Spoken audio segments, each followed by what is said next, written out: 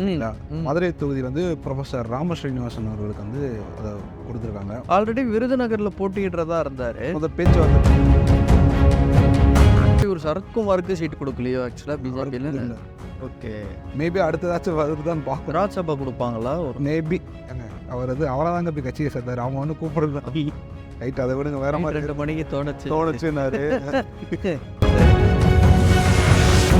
மோடி அவர்களுக்காக உழுக வேண்டிய ஓட்டு தமிழிசை சவுந்தரராஜன் அவர்களுக்கு உழுகும். அண்ணாமலை அவர்களுக்காக உழுக வேண்டிய ஓட்டு ஒரு விழுந்துடும். மொத்தம் ரெண்டு பார்த்தீங்கன்னா ஒரு 60% விழுந்துடும். 40% ஓட்டு வேணுமே.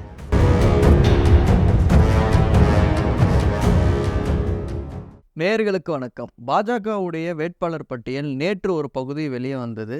இன்று பார்த்தீங்கன்னா இன்னைக்கு ஒரு பார்ட் ஆஃப் த வேட்பாளர் லிஸ்ட்டை வந்து இன்னைக்கே வெளியிட்டிருக்கிறாங்க. அது குறித்து நம்ம விரிவாக பேசுவோம். சூர்யா வணக்கம். வணக்கம் பிரதீப்.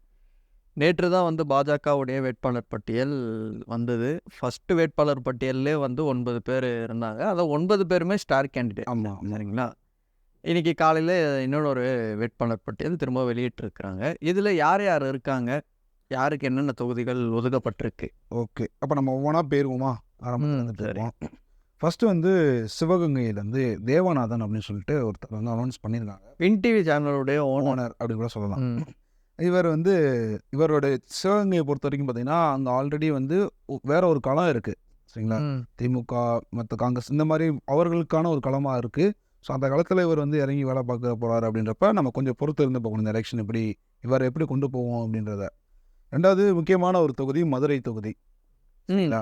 மதுரை தொகுதி வந்து ப்ரொஃபசர் ராம ஸ்ரீனிவாசன் அவர்களுக்கு வந்து அதை கொடுத்துருக்காங்க. ஆல்ரெடி விருதுநகர்ல போட்டியிடுறதா இருந்தாரு. முதல் பேச்சுவார்த்தை அப்படி போயிட்டு அப்புறம் விருதுநகர்ல போட்டி இல்லை அப்படின்ற ஒரு இது வந்தது. பிறகு திருச்சியில் வந்து இவர் நிற்கிறதுக்கான வாய்ப்பு இருக்குது அப்படின்ன உடனே திருச்சியை சேர்ந்த சூர்யா சிவா அவர்கள் ஒரு பதிவு ஒன்று போட்டிருக்கிறாரு. இந்த மாதிரி வேடாந்தங்கள் பறவைகள் வேண்டாம், உள்ளூர் மண்ணின் மைந்தர்களுக்கு வந்து வாய்ப்பளியுங்கள் அப்படின்ற மாதிரி அவர் போட்டிருந்தாரு.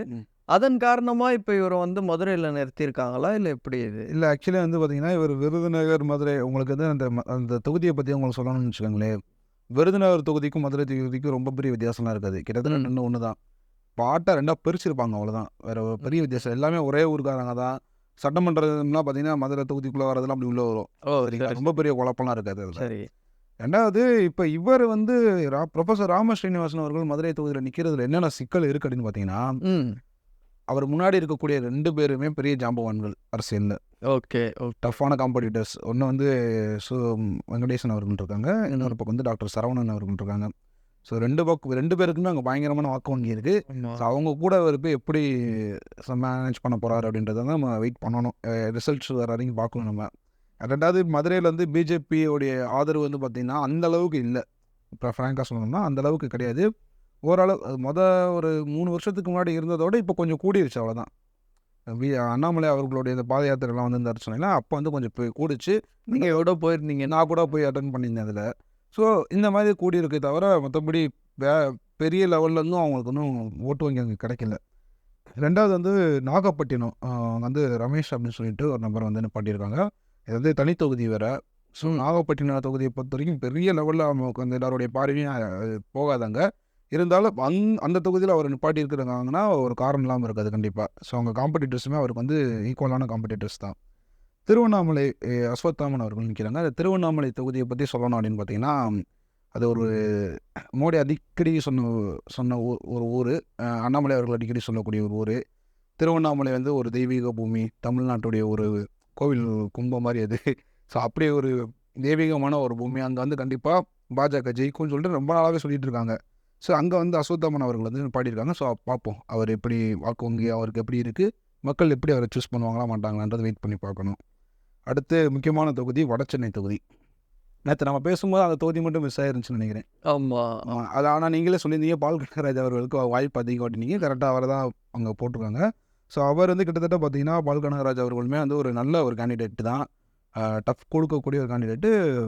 வடசென்னை, தென் சென்னை, மத்திய சென்னை இந்த 3மே வந்து பொதுவாக எப்போயுமே நாடாளுமன்ற தேர்தல் நடக்கும்போது தமிழ்நாட்டில் இருக்க எல்லாருடைய கவனத்தையுமே இந்த ஒரு 3 தொகுதியில் தான் இருக்கும். ஸோ அந்த தொகுதியை வந்து இவருக்கு கொடுத்துருக்காங்கன்னா காரணம் இல்லாமல் கொடுக்க மாட்டாங்க. இவருடைய ஒர்க் அப்படி இருக்கும் அப்படின்ட்டு உள்ளூர் வட்டார செய்தி சொல்கிறாங்க.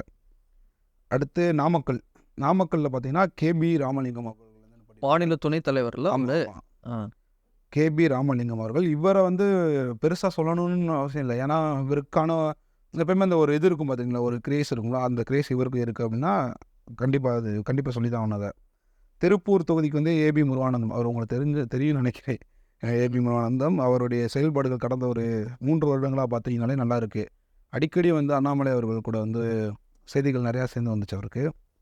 பொள்ளாச்சி வந்து வசந்தராஜன் கிட்டத்தட்ட வந்து கோயம்புத்தூர் பக்கத்து தொகுதி தானே அது. ஆமாம் ஆமாம். ஓகே, கண்டிப்பாக இவருக்கு ஏதோ ஒரு இது இருக்கும், அந்த ஒரு ஃபயர் இருக்க தான் செய்யும். இல்லை அங்கெல்லாம் வந்து பார்த்தீங்கன்னா இந்த சமீப காலமாகவே பாஜகவுக்குன்னு ஒரு வாக்கு வங்கி வந்து உருவாயிடுச்சு. லாஸ்ட் சட்டமன்ற தேர்தலே அவங்களுக்கு கொஞ்சம் நல்லா அங்கே வந்து உருவாயிடும். ஆமாம். அதுக்கப்புறம் வந்து சிதம்பரம், தென்காசி இது ரெண்டுமே பார்த்தீங்கன்னா ரெண்டுமே தனி தொகுதி. ஓகே. சிதம்பரம் தொகுதியில் வந்துட்டு கார்த்திகாயினி அவங்க லேடி நிற்கிறாங்க. அவங்க அவர்களுக்கு வந்து வாய்ப்பு கொடுத்துருக்காங்க. தென்காசியுமே தனி தொகுதி. அங்கே வந்து ஜான் பாண்டியன் அவர்கள் நிற்கிறாரு. அவங்க எல்லாருக்குமே தெரியும் ஜான் பாண்டியன் அவர்களை பற்றி. நான் சின்ன பையனாக இருக்க கூட அவரை பற்றி நான் கேள்விப்பட்டிருக்கேன். கிட்டத்தட்ட பார்த்தீங்கன்னா இந்த ராமநாதபுரம், சிவகங்கை பக்கம்லாம் அவருக்கு நல்ல ஒரு பேர் இருக்குது. இப்போ வந்து அவர் தென்காசியிலேருந்து நிப்பாட்டி வச்சுருக்காங்க. தென்காசி வந்து கொஞ்ச காலமாகவே வந்து பல பேருடைய கவனத்தை ஈர்த்துட்டு வரக்கூடிய ஒரு தொகுதியாக மாறிக்கிட்டு இருக்கு. என்ன ரீசன்றது தெரியல. பட் எல்லா கட்சிக்காரங்களுமே அந்த தென்காசி வந்து ஒரு பார்வை வச்சுக்கிட்டு தான் இருக்காங்க. ஜான் பாண்டியன் அவர்களுக்கு வந்து இயல்பாகவே அவருடைய ஜாதியோ சம்திங் ஏதோ ஒன்று வந்து அவருக்கு ஒரு ஓட்டு வங்கி இது ரெடியாக இருக்குங்க. பட் தென்காசி தொகுதியில் வந்து இவருக்கு எப்படி இருக்கும் அப்படின்றத நம்ம கொஞ்சம் வெயிட் பண்ணணும். எலெக்ஷன் முடிகிற வரைக்கும் வெயிட் பண்ணி தான் ஆகணும். அப்புறம் முக்கியமான ஒரு தொகுதி விருதுநகர் தொகுதி. ராதிகா சரத்குமார், நீங்கள் சொன்னீங்களே நேற்று 9 ஸ்டார் கேண்டிடேட்னு, இவங்களும் இப்போ ஸ்டார் கேண்டிடேட் தான். ஓகே. விருதுநகரை பொறுத்த வரைக்கும் இது வந்து ஒரு டஃப்பான ஒரு களம். நான் உங்கள்கிட்ட சொன்னேன். அப்போ இவர் சரத்குமாருக்கு சீட் கொடுக்கலையோ ஆக்சுவலாக பிஜேபியில்? இல்லை. ஓகே. மேபி அடுத்ததாச்சும் வருதுதான் பார்க்கணும். ராஜ்சபா கொடுப்பாங்களா? ஒரு மேபி ஏங்க அவர் வந்து அவராதாங்க போய் கட்சியை சேர்த்தாரு. அவங்க ஒன்றும் கூப்பிடல. ரைட், அதை விடுங்க. வேற மாதிரி 2 மணிக்கு தோணுச்சுன்னாரு. சரி. அது நிறைய கதை சொன்னாங்க. ரைட், விடுங்க அதை. விருதுநகர் தொகுதியை பொறுத்த வரைக்கும் நான் கொஞ்ச நேரத்துக்கு முன்னாடி சொன்னேன், மதுரை விருதுநகர் தொகுதிக்கு ரொம்ப பெரிய வித்தியாசம் இருக்காது. காமனாக பார்த்தீங்கன்னா மதுரை விருதுநகர் ரொம்ப மக்கள் எல்லாருமே கிட்டத்தட்ட ஒரே இதுதான். விருதுநகர் தொகுதி வந்து குறிப்பாக சொல்லணும்னா விருதுநகர் மாவட்டங்களில் ஒரு சில பகுதிகளையும் மதுரை மாவட்டத்தின் சில பகுதிகளையும் இப்படி மிக்ஸ் ஆகிருக்கும் அந்த தொகுதி. சரிங்களா? அந்த தொகுதியில் உங்களுக்கு ஓட்டு வேணும், நீங்கள் மக்களை சந்திக்கணும்னா கண்டிப்பான முறையில் அங்கே ஏதாச்சும் ஒரு தொழில் வளர்ச்சி நீங்கள் கொண்டு வந்திருக்கணும், அல்லது மக்களை நேரடியாக சந்திச்சிருக்கணும். அந்த வகையில் பார்த்தீங்கன்னா மாணிக்கம் தாகூர் வந்து ரொம்ப நாளாகவே எம்பியாக இருக்காருங்க. ரொம்ப தொடர்ந்து எம்பியாக இருக்கார். அவருக்கு சமீப காலமாக மக்களை சந்திக்கிறதோ இல்லாட்டி அவரை பற்றி டாக்கும் அங்கே விருதுநகர் தொகுதியில் கிடையாது. ஆனால் புரியல எதனால் தொகுதி பக்கம் வரதில்லைன்னா மீன்ஸ் வருவார். அவருடைய ஆஃபீஸ் கூட நான் இருக்கிறதுக்கு பக்கத்தில் தான் இருக்கு. ஓகே. திருநகரில் தான் இருக்குன்னு நினைக்கிறேன். அது வருவார் போவார். பட் மக்களை சந்திக்கணுமே, வரது போகிறதுலாம் கணக்கு கிடையாது. வந்து மக்களை சந்திக்கணும், சாலை வசதிகளை மேம்படுத்தணும், இல்லாட்டி அவங்க கேட்குற அந்த தொழில் இதெல்லாம் ஏற்படுத்தி கொடுக்கணும். இந்த எய்ம்ஸ் ஒரு பஞ்சாயத்து ஓடிச்சு பார்த்தீங்களா? இந்த எய்ம்ஸ் பஞ்சாயத்து அவரோட தொகுதியில் தான் வருது. விருதுநகர் தொகுதியில் தான் வருது. சரிங்களா? இன்னொன்று சொல்லணும்னா அந்த விருதுநகர் தொகுதியில் வந்து தேமுதிக சார்பாக வந்து ஒரு விஜய் பிரபாகரன் அவர்கள் நிப்பாட்டலான்ட்டு இன்றைக்கி அனௌன்ஸ் பண்ணிட்டாங்க. அவர் தான் அங்கே கேண்டிடேட்டு. அப்புறம் வந்து அந்த கேண்டிடேட்டை நிற்க வச்சது இவருக்கு வந்து ஏதாச்சும் ஒரு பின்னடைவை ஏற்படுத்துமான்னு கேட்டிங்கன்னா கண்டிப்பாக. ஏன்னா விருதுநகர் தொகுதி வந்து பார்த்திங்கன்னா ரொம்ப ரொம்ப விஜயகாந்த் மீது பற்று கொண்ட மக்கள் ஏகப்பட்ட பேர் இருக்காங்க அங்கே. ஓகே. இன்ஃபேக்ட் சொல்லணும்னா தன்னுடைய கட்சியை வந்து ஆரம்பித்ததே அவர் அங்கே தான். ஆமாம், விருதுநகர் தான் அந்த தொகுதியில் தான் ஆரம்பிச்சார். அந்த ஒரு கூத்தியார் கொண்டுன்னு சொல்லிட்டு ஒரு கம்மாய் இருக்கும். அங்கே தான் வந்து மொதல் மன்றம் போடும்போது அந்த திருப்பரங்குன்ற கோயில் மலை தெரியும். அந்த மலையை பார்த்துட்டு சொல்லுவார், இருக்கக்கூடிய முருகன் சாட்சியாக சொல்கிறேன், நான் வந்து மக்களுக்கு நல்லது பண்ணு கட்சி அங்கே தான் ஆரம்பிக்கிறாரு. ஸோ மக்களுக்கு அந்தளவுக்கு ஒரு கிரேஸ் அங்கே இருக்குது. அவர் மீது ரொம்ப பெரிய ஒரு மரியாதை இருக்குது. அந்த மரியாதை நிமித்தம் அது சமீபத்தில் அவர் இறந்துருக்காரு. மேபி அதிகமான வாக்குகள் விஜய் பிரபாகரன் அவர்கள் அந்த தொகுதியில் உழலாம். மாணிக்கம் தாகூர் அவரை பற்றி நான் உங்கள்கிட்ட சொல்லிட்டேன். இந்த இடத்துல ராதிகா சரத்குமார் அவர்கள் நிற்கிறது வந்து கொஞ்சம் டஃப்பாக இருக்கும். பட் நாடார் ஓட்டு அப்படின்ட்டு ஒன்று இருக்குது. நான் உண்மையான பேசணும்னா ஒரு ஜாதி ஓட்டு விழுக தான் செய்யும். ஸோ அவர்களுக்கான ஓட்டுக்கு விழுகிறதுக்கு வாய்ப்புகள் அதிகம். இது கொஞ்சம் நல்லா இன்ட்ரெஸ்டிங்காக இருக்கும். அந்த விருதுநகர் தொகுதி, மத்திய சென்னை, தென் சென்னை விட்டுருங்க. அது திருவள்ளூர் வருது. இன்னும் இருக்குது. இன்னும் 4 லிஸ்ட் இருக்குது. 4 தொகுதி இருக்குது. மொத்தம் எத்தனை பேர் இப்போ அனௌன்ஸ் பண்ணியிருக்காங்க? இப்போ கிட்டத்தட்ட ஒரு 15 பேர்கிட்ட சொல்லியிருக்காங்க. ரைட். இன்னும் இருக்குது. இன்னும் அதுக்கப்புறம் இன்னும் கொஞ்சம் சொல்லுவாங்க. நான் என்ன சொல்லுறேன்னா இந்த இது மத்திய சென்னை, விருதுநகர், அதுக்கப்புறம் வந்து வட சென்னை, நீலகிரி, கோயம்புத்தூர், தென் சென்னை தான் தோற்றுருவாங்கன்னு தெரிஞ்சிச்சு. அப்புறம் தென் சென்னையில் இவங்க தமிழ் அதான் தோற்றுருவாங்கன்னு தெரிஞ்சிச்சு. அப்புறம் என்ன ஏங்க அவங்க எப்படிங்க தோப்பாங்க தென்சென்னையில்? அது வந்து நான் எப்படி சொல்கிறேன்னா, நான் ஆக்சுவலி எனக்கும் ஜெயிக்கணும்னு ஆசை இருக்குது. அங்கே தமிழிசை தங்கப்பாண்டியன் அவர்கள் ஏன் தமிழிசை சவுந்தரராஜன் தோத்துட்டு இவங்க ஏன் ஜெயிப்பாங்கன்னா, என்னோட கெஸ் என்னன்னா, ஒரு மாசத்துலலாம் வந்து மக்களை சந்திச்சு போய் ஓட்டுல உடனே விழுகுன்ற நம்பிக்கை எனக்கு இல்ல. ஆல்ரெடி நம்ம ஒரு டிஸ்கஸ் பண்ணியிருக்கோம். ஒரு தொகுதியில ஓட்டு எப்படி விழுகும்னா 3 பிரிவா விழுகும். தேசிய கட்சிகளை பொறுத்தவரைக்கும். மாநில கட்சிகள்னா 2 பிரிவு தான். அது என்ன 2 பிரிவுனா, இப்ப மாநில கட்சி நான் ஒரு மாநில கட்சி வச்சிருக்கேன்னா, நான் சிஎம்னா, நீங்க வந்து கேண்டிடேட் சரிங்களா? நீங்க ஓட்டு கேட்க போகும்போது 50% ஓட்டு என்னுடைய முகத்துக்காக உங்களுக்கு விழுகும். 50% ஓட்டு நீங்க அந்த மக்களுக்கு என்ன பண்ணீங்கன்றத சொல்லுவோம். இதே தேசிய கட்சியா இருந்துச்சுன்னா, மாநில தலைவர் நான் இருப்பேன். தேசியத்தில ஒரு லீடர் இருப்பாரு. அந்த லீடருக்காக ஒரு 40%, எனக்காக ஒரு 20% பேலன்ஸ் உங்களுக்காக விழுகும். ஸோ அந்த வகையில மோடி அவர்களுக்காக உழுக வேண்டிய ஓட்டு தமிழிசை சவுந்தரராஜன் அவர்களுக்கு விழுகும். அண்ணாமலை அவர்களுக்காக உழுக வேண்டிய ஓட்டு ஒரு விழுந்துரும். மொத்தம் 2 பார்த்தீங்கன்னா ஒரு 60% விழுந்துரும். 40% ஓட்டு வேணுமே. ம். அப்ப அவங்க வந்து இங்க ஃபீல்ட்ல ஏதாச்சும் பண்ணியிருக்கணும்ல. ஏன்னா அவங்களுக்கு நல்லா தெரியும் தமிழிசை தங்கப்பாண்டியன் அவர்கள் வந்து பார்த்தீங்கன்னா, அந்த வட சென்னை இது தென்சென்னை பகுதியில வந்துட்டு ரொம்ப நாளாவே அவங்க ட்ராவல் பண்ணக்கூடியவர்கள். என்ன பண்ணாங்கன்னு கேட்காதீங்க. அது ஒண்ணும் பண்ணல. அது வேற விஷயம். மக்களுக்கு தெரியும். ஒரு முகம் தெரியும் அவங்களுக்கு. அதுக்காக நான் சொல்றேன். மேபி ஜெயிக்கலாம். நான் தோத்துருவாங்கன்னு உறுதியாலாம் சொல்லல. மேபி ஜெயிக்கலாம். இந்த தொகுதியில இன்ட்ரெஸ்டிங்கா இருக்கும். இந்த ஓகே, எலக்ஷன் ஓகே. நேரத்துல. அப்புறம் வந்து தென்காசி, தூத்துக்குடிய விட்டுருங்க. எனக்கு தெரிஞ்சு போச்சு யார் ஜெயிப்பாங்கன்னு. ஆமா, ஆமா. சரிங்களா? அதேமாதிரி கன்னியாகுமரியும் கொஞ்சம் இன்ட்ரெஸ்டிங்கா இருக்கும். இவங்க காங்கிரஸா, பாஜகவான்ற மாரி இருக்கும். அடுத்து திருவள்ளூர் கேட்டீங்களா? அங்க ம். வந்து பொன்பால கணபதி அவர்கள் வந்து கரண்ட் எம்பி அங்க வந்து காங்கிரஸ்ல ஜெயக்குமார் அவர்கள் இருக்கிறாரு. ஆமா. அவரை பத்தி கழுவி ஊத்திட்டு ஆமாங்க. லாஸ்ட்டா வந்து ஓட்டு கேட்டு வரும்போது நான்லாம் பார்த்தேன் எங்க தொகுதியில. அதுக்கப்புறம்லாம் ஒரு எம்பியா இருக்கிறாரா? எங்க இருக்கிறாரு? எதுவுமே தெரியாது. ஒண்ணுமே இல்ல. இப்ப இந்த காணொளி பார்க்குறாங்கல்ல, ம். பார்த்து முடிச்ச உடனே திருவள்ளூரோட எம்பி பத்தி சும்மா ஒரு வீடியோ சர்ச் பண்ணா, வீடியோ என்ன தெரியுமா வருது? மக்கள் கழுவி ஊத்துற மாதிரியான வீடியோஸ் தான் நெறைய வருது. அவர நாங்க பார்க்கவே இல்ல. எதார்த்தமா ஏதோ வந்துட்டாரு போல இப்ப இடையில வெளிய. ஆமா. எதுக்கு வந்தீங்கன்னு திட்டுறானுங்க. ஏன் இத்தன நாள் வராம இருந்தீங்கன்னு சொல்லிட்டு. ஸோ அந்த அளவுக்கு வந்து அவர் உங்களுடைய காங்கிரஸ் ரொம்ப சிறப்பா செயல்பட்டு இப்போ வந்து திரும்பவும் இந்த கூட்டணியில காங்கிரஸ்க்கு தான் வந்து திருவள்ளூர் குடுத்துருக்காங்க. ஆமா.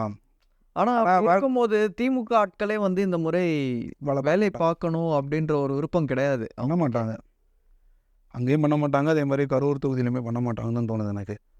அங்கேயும் காங்கிரஸ் தான். ஆமா, ஆமா, ஆமா. ம். இன்னொன்னு கரூர் தொகுதிக்கு நான் உங்கள்ட்ட ஏற்கனவே நம்ம டிஸ்கஸ் பண்ணோம்.